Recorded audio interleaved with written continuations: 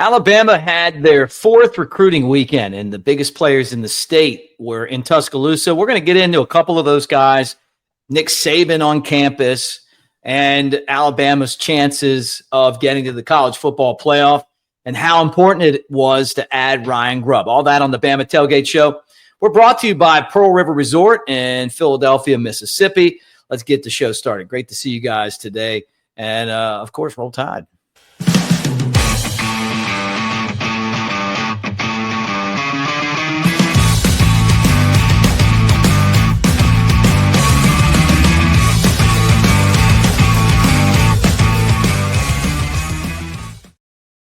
What do you say, everybody? Welcome to the Bama Tailgate Show. Alphonse Taylor, you know him as Shank. I'm Mick Gillespie. Great to talk to you guys, and we try to do that here often on our channel and talk Alabama football. Shank, good to see you. Love the smile. What's going on? I'm happy, too. I think it's just that time of year, man. We're in the midst of summer. Summertime's a great time, man. Love the summertime, you know. I especially love it now that I coach football. You know, I get some free time during the summer with the fam, man. That's always a good time. You know, is the song "Summertime" by the Fresh Prince the greatest summertime song of all time? Do you remember that one? I mean, it just depends on which generation you ask, dog. You kind of told your age right there, Mick. I'm sorry, man.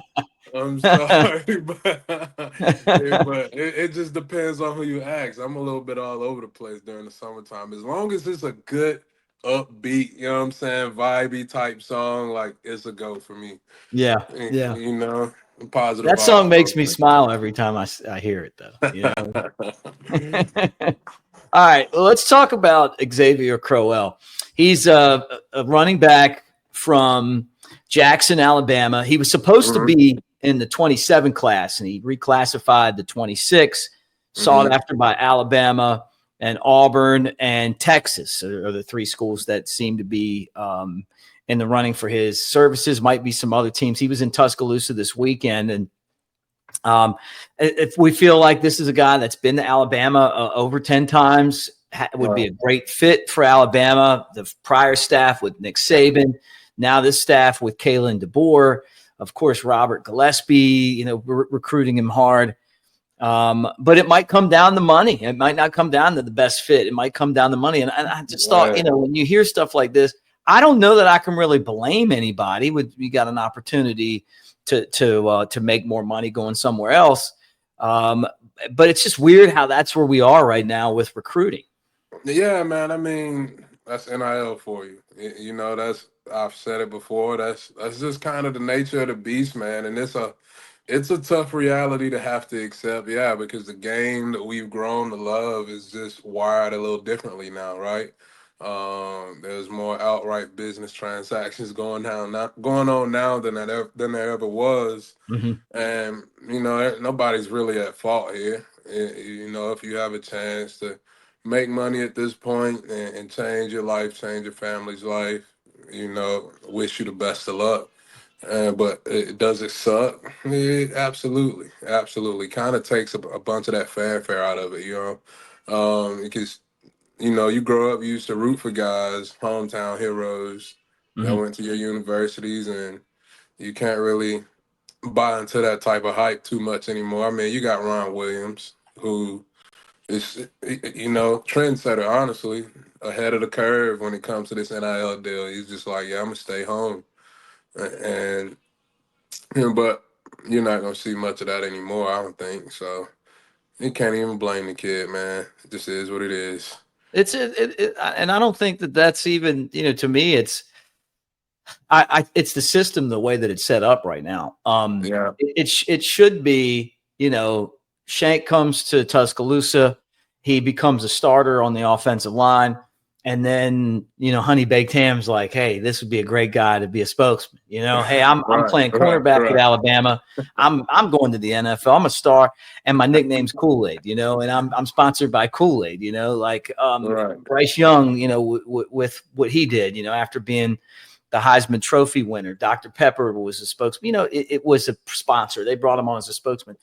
I don't think that it's the intended purpose is for recruiting. You know, a guy that's never even played one down yet. in college, and they did the $20 million, hey, we're going to split this up, amongst school players and stuff. But I don't know how it's changed anything. I'm just curious, like, how, it just seems like it's kind of the same system, but just the schools have some money to spend now. I mean, I'm with you. I'm with you, but at the same time, I think it's changed a good bit, because competitive balance, I think, is a thing now. Some of those schools that typically wouldn't be as competitive got some money to throw around now, Yeah. and they're shocking some people. I'll give Vanderbilt their flowers there. I'll give them their flowers. They came in and shocked us, and they probably brought in a guy using NIL that otherwise would probably never think to go to Vanderbilt, Yeah. right? Mm-hmm. And so I think it's changed some of those things, and I think there have been some good changes due to NIL. Like I said, the competitive balance, I'm all for it, man. Teams are getting better across the country. If only we can get this playoff situation figured out for good, that'll be nice. But it's just kind of it's up in things a little bit, but at the same time, it's just the way business is done. It can rub you the wrong way, and it's not real elegant at the Yeah. moment. Right. Yeah. It's not real elegant at the moment, and I'll just leave it at that. Yeah. I'm just curious to see too how they're gonna, if they can ever figure this out. Where you're like, hey, look, because it's not amateur athletics anymore, because you're paying people. But Right. I just don't, like, we're supposed to be excited about, hey, every school's got $20 million, but the recruits are still getting paid to come in, and it doesn't seem like there's any sign of that ending. And so basically what that means is schools like Texas and Ohio State went all in last year, and I'm sure Alabama will get to the point where they're ready to win another championship, and they'll spend the money to go all in. I mean, that's just what's going to happen, Yeah. and if you have the cash to do that, then it's legal to do that. But for competitive balance purposes, I don't know how it. You're going to have to work twice as hard to be able to field a team that's competitive. It feels like. I don't know, man. I don't know. I feel like, if anything, coaches are having to scout harder now than they ever Yeah, have, right? you're right. On the way that they spend their money. Yeah, because you think about it, money gets involved. All of a sudden, those scouts get even more better at what they're already doing, right? Because the chance to miss on a guy has went up exponentially, and so you got to have multiple backups. And with so many guys jumping in the portal, man, I think not everybody that jumps in the portal is not great players, but they're not all bad players either, right? Mm-hmm. They're in the portal for a reason. They think their talent is good enough to earn them a little extra money, and so I think that alone is going to help a lot of these teams out. And I mean, I get it. Nobody expects your smaller schools to get those 5-star guys, but they still end up with those really good 3-star guys, those borderline 4-star people, Mm-hmm. and they just end up with really good football players, and they end up putting teams together that way. Because I've said it before and I'll say it again: hungry dogs run faster. Yeah. And so guys are getting chances now that they've never had before, and the overall product is benefiting from it. We just got to make it look a little better, man. It's just all over the place right now. You just reminded me of something too. When Nick Saban was at Alabama, one of the things that made him so great, and we're going to talk about Coach Saban here in a second, helping Alabama recruit, but Yeah. was that he could take a 5-star player and develop them into an NFL star, right? The same guy goes somewhere else and they don't turn into the same player. And I think part of that is that once you signed and you came to Alabama, 5-star, 1-star, 2-star, it didn't matter. You had to go out there and do your job, right? You saw this firsthand. Yeah, absolutely, man. And it's just one of those things that there's so much pressure at Alabama. If you're up to the task, it's only gonna make you better, right? And I don't think everybody has that type of culture. They don't have that type of pressure to perform and develop. And I just think, man, it's so competitive, and it's just so many great talents in one spot that it's an iron sharpened iron situation. Mhm. You just look at, like, you look at us 2015, and just a really good defensive team. Well, shit, they had to defend us against the run every day. You know, like, we're going at them in the run game every day. Of course, they're gonna be good at stopping the run. Mind you, we had a Heisman winner back there, best offensive line in the country that year. Of course, our defense is gonna be good at stopping the run. Like, that's why they're not scared of Leonard Fournette or anything like that. They see this shit every day. We Yeah. hit the field and get after it every day. And that type of environment, man, you got no choice but to develop and become better. Um, when I got to Bama, I wasn't a like, I wasn't up to the standard as far as my play. I had to get in there and grind. You know, I just let that pressure mold me, and it just got to a point where I wanted it more than anything else, and I was bought into that shit. And Mhm. I think that's the thing that Saban did a really good job. He just made you buy into something that was way bigger than yourself, and then you look around, you look to your right, you look to your left, and there's other guys buying into that same thing. Everybody's Yeah. drinking the juice, you know what I'm saying? And it just turns you into a different creature. Man, you know, I feel like a lot of guys now are getting that instant gratification when they transfer, because now they feel like, all right, I transferred. I was good enough. These people wanted me here too, man, and so they kind of take a little breather, right?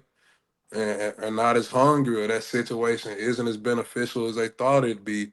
Um, because let's make no mistake about it, Nick Saban and the name Alabama football got a lot of guys chances in that NFL.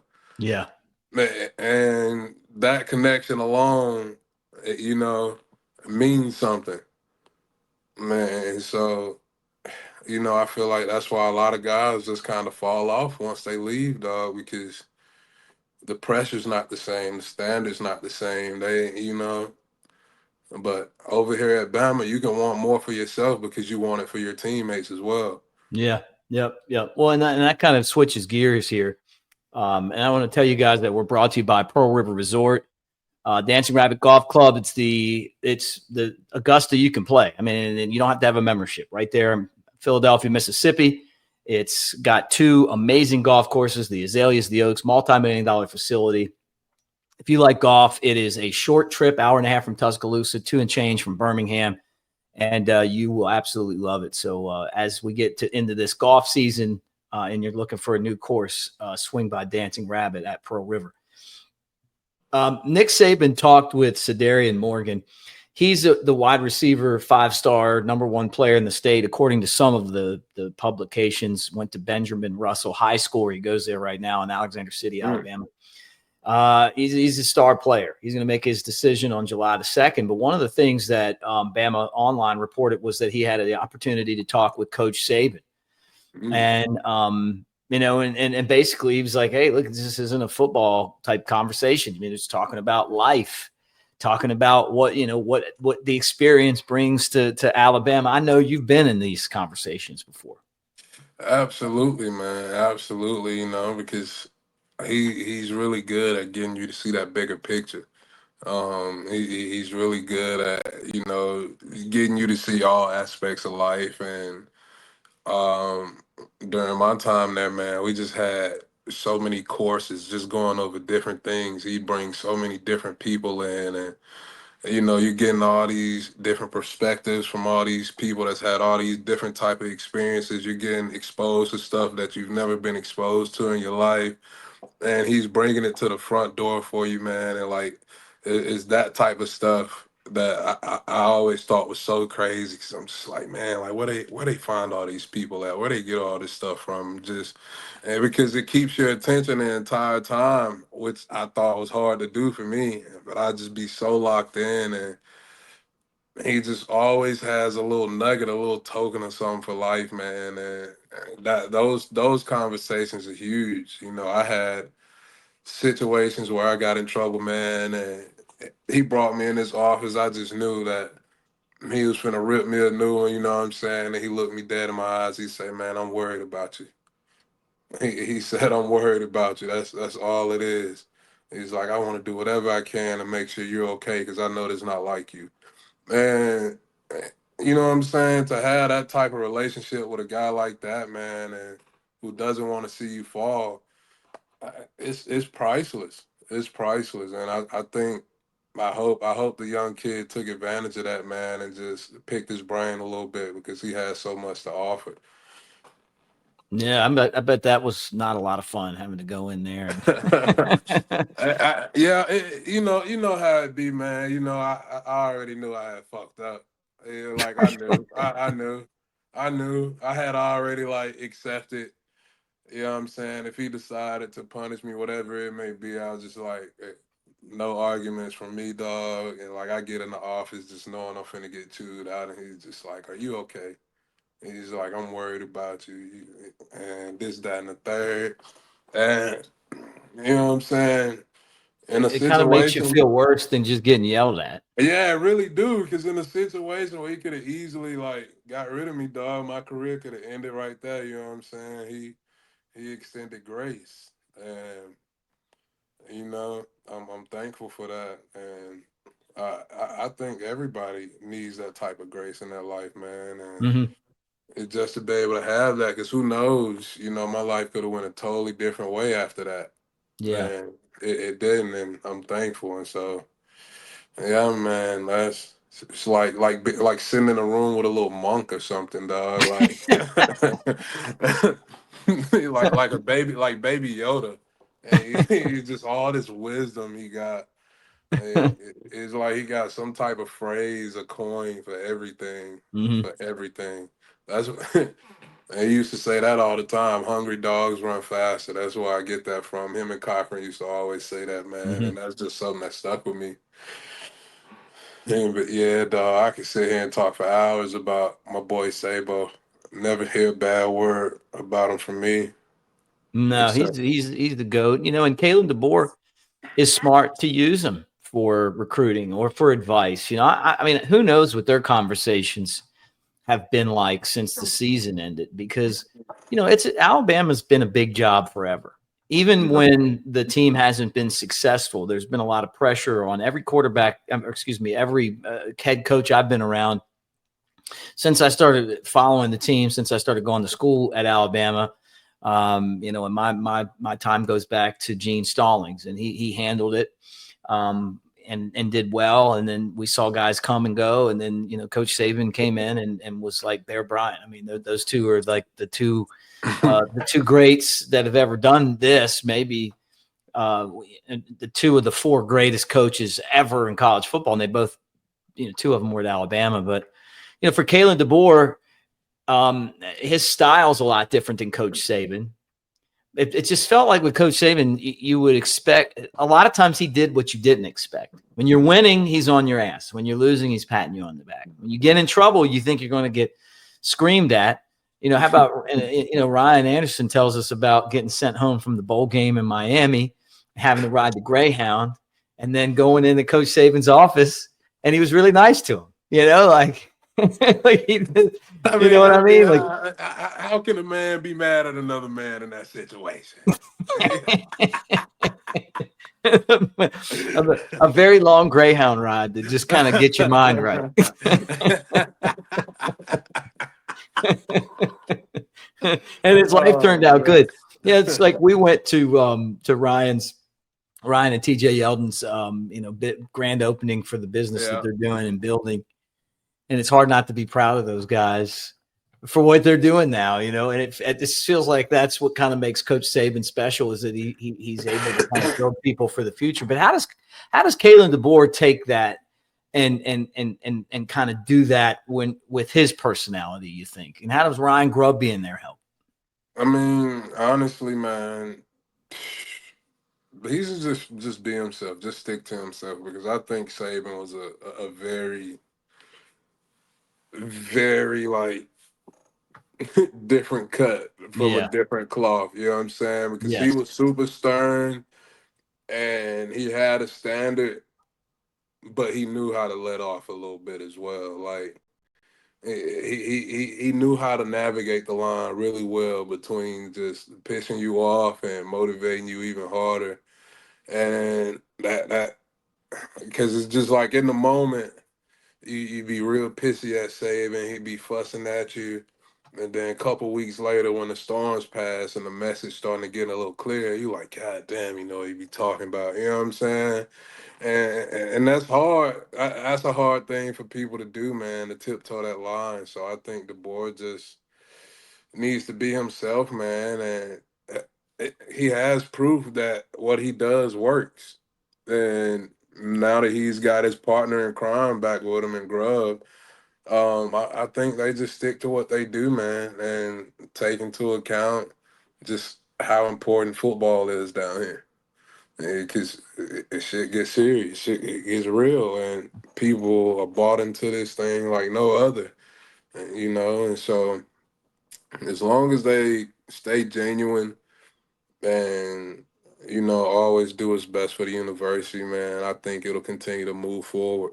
And because I think Saban always did a great job of that. He was always a great ambassador at the university and never did anything that set us back. And so, as long as they continue that trend, we'll be just fine. Mm-hmm.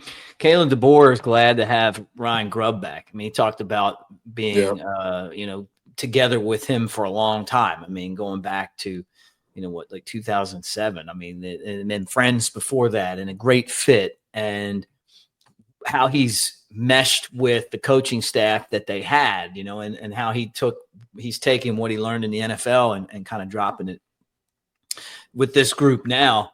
I'm excited about this offense. I mean, honestly, they haven't quite named Ty Simpson the quarterback, but they put him as the guy that's in the lead for that position. And then, obviously with Grubb's pedigree, it makes Kalen DeBoer pretty confident about this season. Absolutely, man. And I feel like the type of play calling that Grubb brings and the situational awareness that he has is what we missed last season. Yeah.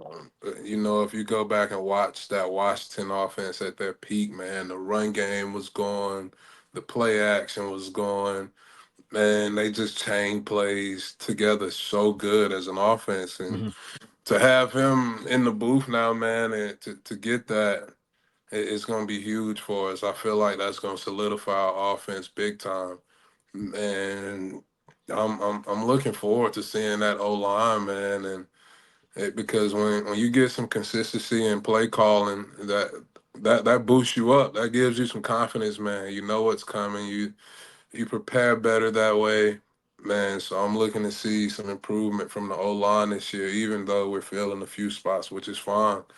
But like I said, you having Grubb is huge. Having Grubb is huge. Bring some of that experience at the OC spot that we missed last year. Because we had some dangerous OCs for a long time, man. We had Kiffin, then went into Sarkisian, and we were just used to seeing a Loxley certain. part of that too. Oh, absolutely, Coach Locks, man. Man, we were just used to seeing a certain style of offense, and I just didn't see it last year. So I'm hoping to see Grubb step in and rectify some of those things, man. I'm excited about it. I can't lie. Attack. I was watching the Oklahoma-Alabama game at the Barber today, and that's watching that offense and just how poorly they were run that day, and some of it was Milroe, but some of it was not Milroe, and you can put enough blame around for everybody, but at the end of the day, Alabama looked like a team that was not prepared for that particular game and that particular defense. Hopefully, having Ryan Grubb, will have them prepared, because he's known as one of the best for a reason. Nick Saban tried to hire him, and then now he's back with Kalen DeBoer. And I'd say this: one of the things that cost Saban towards the end of his career was that coaches didn't stay very long, right. and he didn't have a lot of loyalty like he did at the beginning of his career. DeBoer has a lot of loyalty with this coaching staff. They really like him. Yeah, and I mean that's a testament to his style and how he does things, man. And that's exciting to see. That's exciting to see that he took a job this big and guys are willing to jump in that fire with him, Mhm. especially at a place like Alabama. Because I know it's no easy thing to be a coach. I see how some of the fans get down. Hell, I know how I get down when I get irritated, and so just to see that they willing to take that on their shoulders, dog, and try to make this happen. I'm locked in with them. I'm part of their campaign. I want to see it happen. Yeah, I think we both do. As a coach, when do you ever are there staffs that, or even as a former player, are there staffs that that aren't cohesive? Like maybe the people don't like Absolutely, the head coach, or absolutely. don't they don't agree with the direction of things. Yeah, absolutely, man. That happens. That happens, and I think chemistry amongst coaches is just as big as chemistry amongst players. Like I get it's a job, but who wants to go to a job they hate every day, right? Yeah, And so I absolutely think chemistry amongst coaches matters. You need to like each other. You need to want to work with each other because you spend so much time together. So much time is committed to this sport. And so I would hope that the people you're willing to spend so much time away from your family for, you know what I'm saying? I would hope that you like those people and you want to be around those people. yeah. You Um, spend a lot of hours together. and yeah, even myself as a coach, man, I love the staff I'm with. Being back home at Davidson, it's a great staff, dog. I'm happy to be there, and I enjoy going to work every day. And so I definitely think chemistry as a staff is important. A couple things I want to tell you guys before we break for today. First off, we're brought to you by Pearl River Resort. We're going to get into that in a second. Also, as you guys pimp out your man cave, and look, I'm going to screen up right here. This is my apartment away from home, and I've got Gene Stallings on my wall and that 92 national championship team. You guys can do the same thing at your house, your apartment, your business. Great gifts, and that's newlifeart.com and Daniel Moore prints. They're amazing. Some of the greatest moments in Alabama football history. And when you use our promo code Bama Tailgate, 20% off. 20% off whatever you're buying except the brand new releases. So right now, that would be the brand new one with Mark Sears stunning Auburn down on the plains with his buzzer beating shot, which is great because I've got the Antoine Petway, the put away, and then now this one's coming soon. So anyway, take advantage of that 20% off Bama Tailgate when you use our promo code at newlifeart.com. And then finally, I talk about it on here every day. And that's because I believe in these guys. Pearl River Resort, Philadelphia, Mississippi. You see me here. You see me at Cover Crimson. I'm talking about Pearl River because it's worth talking about. You're looking at one of the great golf courses, and you don't need a membership to go. They're not going to give you a lot of headaches. Hey, just put your golf gear on, call, make a reservation, go over the Azaleas, the Oaks, two amazing golf courses, play 18 holes, swing by Philip M. Steakhouse, get you a steak, hit the floor, table games and slots, Silver Star, Golden Moon Casino. Go to the sports book at Golden Moon, 20 big screen TVs, full-size bar. They got you covered with the kiosks, obviously the individual kiosks where you can just sit there, put whatever game you want on in your own little private space. They got the window. And then with this heat wave here, don't forget about Geyser Falls, which is their water park. There's a spa there. They got everything, even some concerts. So find out more at Pearl River Resort in Philadelphia, Mississippi. Shank, always great to see you, my friend. Let's get together later this week. Roll Tide. Roll Tide.